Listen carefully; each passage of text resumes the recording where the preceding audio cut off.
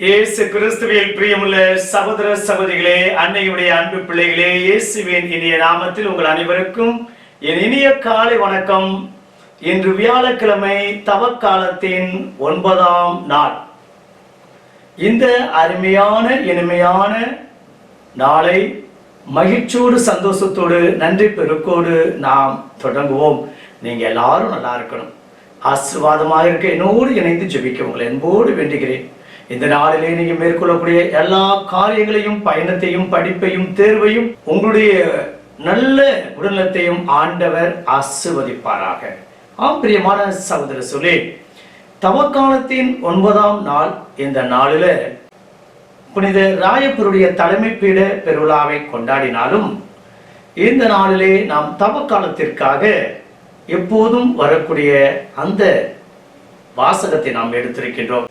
முதலிடம் பிடிக்கக்கூடிய ஓட்டப்பந்தய மாணவர் ஒருவர் இருந்தார். அந்த பள்ளியினுடைய ஆண்டு விழாவின் போது ஓட்டப்பந்தயத்தில் அவன் பங்கேற்றான். பந்தயம் தொடங்குவதற்கு முன்பாக அவன் கண்களை மூடி அவன் ஜெபித்தான்.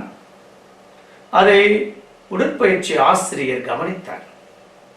பந்தயத்தில் ஓடினான், ஆனால் அவன் தோற்று போய்விட்டான். உடற்பயிற்சி ஆசிரியர் அவனை அழைத்து, தம்பி, ஒன்னும் கவலைப்படாத,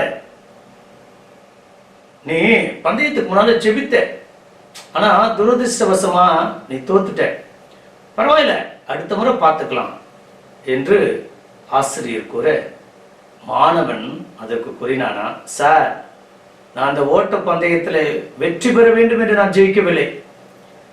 ஒருவேளை நான் வெற்றி பெற முடியவில்லை என்றால் அதையும் நான் ஏற்றுக்கொள்ளக்கூடிய மனப்பக்குவத்தை இறைவன் எனக்கு தர வேண்டும் என்று நான் ஜெபித்தேன் என்று கூறினான்.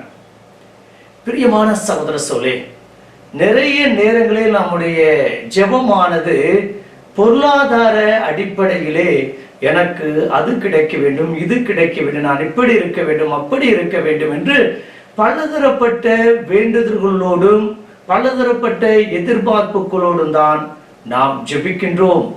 அந்த மனநிலை மாற வேண்டும். கண்டிப்பாக நம்முடைய தேவன் இந்த நாளுடைய நற்செய்தியில், கேளுங்கள் உங்களுக்கு கொடுக்கப்படும், தட்டுங்கள் உங்களுக்கு திறக்கப்படும், தேடுங்கள் நீங்கள் கண்டடைவீர்கள், இதோ தேடுவோர் அத்தனை பேரும் கண்டுகொள்வார்கள், தட்டுவோருக்கு அத்தனை பேருக்கும் திறக்கப்படும்.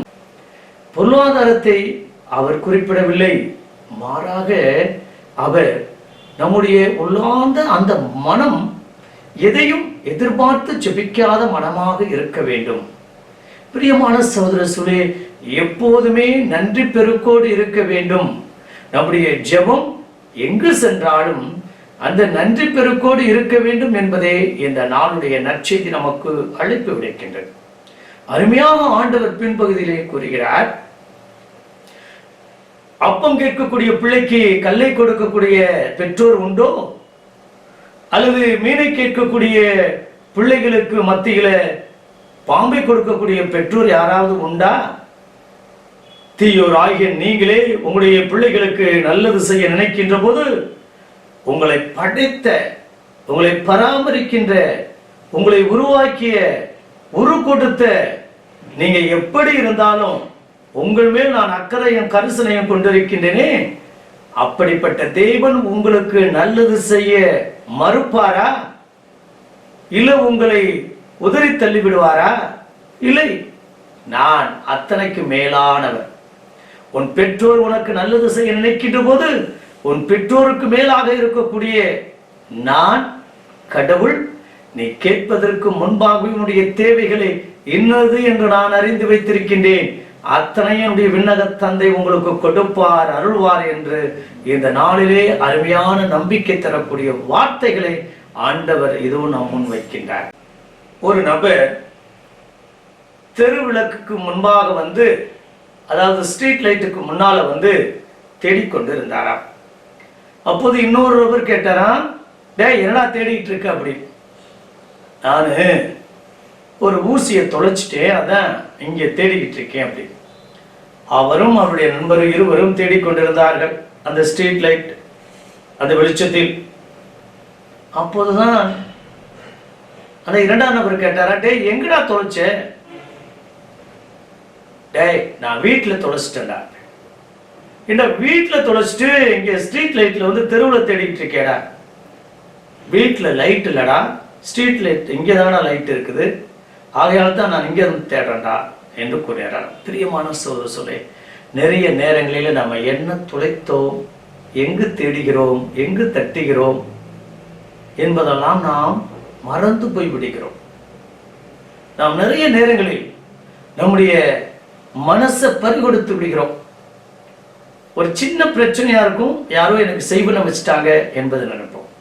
ஒரு மன அழுத்தமா இருக்கும், எனக்கு ஏதோ செஞ்சு வச்சுட்டாங்க, காட்டுக்கருப்பு அண்டி இருக்கு, பேய் பிடிச்சிருக்குது, யாரோ தீயது நினைச்சிட்டாங்க, தீயது வச்சுட்டாங்க. பிரியமான சகோதர சொல்லே, அந்த மன ரீதியான உடல் ரீதியான அந்த போராட்டத்தை நாம் பார்ப்பதில்லை. ஒரு முறை ஒரு 12ஆம் வகுப்பு படிக்கக்கூடிய பிள்ளைக்கு பேய் பிடித்து விட்டது என்று ஏற்கனவே ஒரு பூஜாரியிடம் சென்று அந்த பூஜாரி மந்திரித்து அது என்னென்னமோ அத்தனையும் தாண்டி ஆலயத்திற்கு அழைத்து வந்தார்கள். பெற்றோர்களை வெளியே அனுப்பிவிட்டு அந்த பிள்ளையிடம் கவுன்சிலிங் பண்ணி கொண்டிருக்கின்ற போது அந்த பிள்ளை அழுதுகிட்டு சொல்லுது, ஃபாதர் எனக்கு பேயும் பிடிக்கல, பிசாசும் பிடிக்கல, வேற ஒன்றும் இல்லை, நான் +2ல் அரையாண்டு தெருவில் 4 பாடத்தில் நான் ஃபெயில் ஆகிட்டேன். அதனால டீச்சர் என்னைய எல்லா ஸ்டூடெண்ட்ஸ்க்கு முன்னாலும் என்னை திட்டாங்க, ஆனால் நான் ஸ்கூலுக்கு போகல, இதுதான் பிரச்சனை. பிரியமான சகோதர சொல்லே, அந்த பிள்ளை சொல்லிச்சு, எங்கள் அப்பா அம்மாவுக்கு தாப்பா ஃபாதர் பேய் பிடிச்சிருக்கு, அவங்கள கூப்பிட்டு சொல்லுங்க. பிரியமான சகோதர சொல்லே, அதற்கு பிறகு அவருடைய பெற்றோர்கள் அழைத்து இதுதான் பிரச்சனை, ஆகையால் இனிமே எந்த பூஜாரிகிட்டையும் எந்த கோவிலுக்கோ ஆலயத்திற்கோ அழைத்து செல்ல வேண்டாம். அந்த பிள்ளை புரிஞ்சுக்கிட்டு போய் ஹெட்மிஸ்டர்ஸ்ட்ட போய் பேசி ஸ்கூல்ல சேர்க்க பாருங்க என்று அனுப்பினேன்.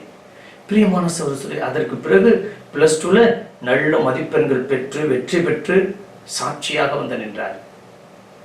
நிறைய நேரங்களில் நாம் இப்படித்தான் என்ன தொலைத்தோம், என்ன எங்கே தேடுகிறோம், எங்கே தட்டுகிறோம் என்பதை புரியாது நம்முடைய மூட நம்பிக்கையிலும் மூட பழக்க வழக்கத்தையும் அல்லது நம்முடைய அனுபவத்தையும் அல்லது பிறருடைய அனுபவத்தையும் நம்முடைய வாழ்க்கையிலும் நம்முடைய குடும்பத்திலும் நம்முடைய பிள்ளைகள் மத்தியில் பூர்த்தக்கூடிய நபராகவே வாழ்ந்து கொண்டிருக்கக்கூடிய அந்த குடும்ப தலைவி காலில் பெரிய கம்பளி கயிறு கட்டியிருந்தார்.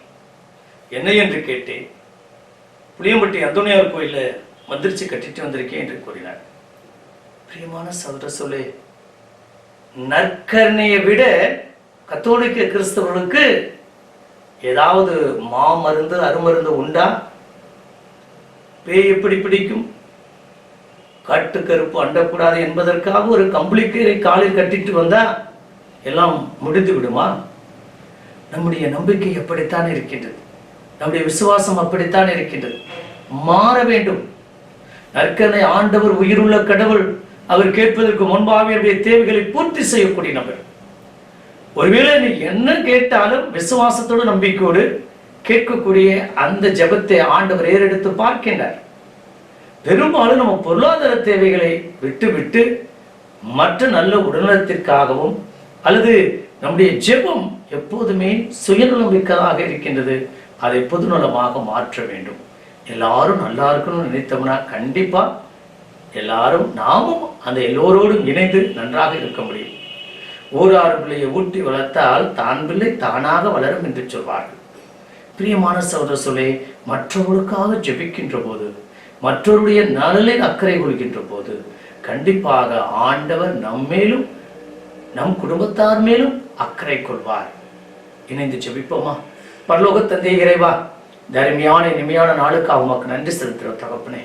கேளுங்கள் உங்களுக்கு கொடுக்கப்படும், தட்டுங்கள் உங்களுக்கு திறக்கப்படும், தேடுங்கள் நீங்கள் கண்டறிவீர்கள் என்று அன்று சொன்ன தேவனே, என்றும் வார்த்தையின்படி எங்களுடைய பெற்றோர்களே எங்களுக்கு நல்லது நினைக்கின்ற போது எங்களுடைய பெற்றோருக்கு மேலானவர், நல்லவர், கேட்பதற்கு முன்பாக தேவைகளை எதுவும் நீ அறிந்து வைத்திருப்பவர், எங்களை ஆசீர்வதியும். எங்களுடைய தேவைகள் என்ன என்று உமக்கு தெரியும்.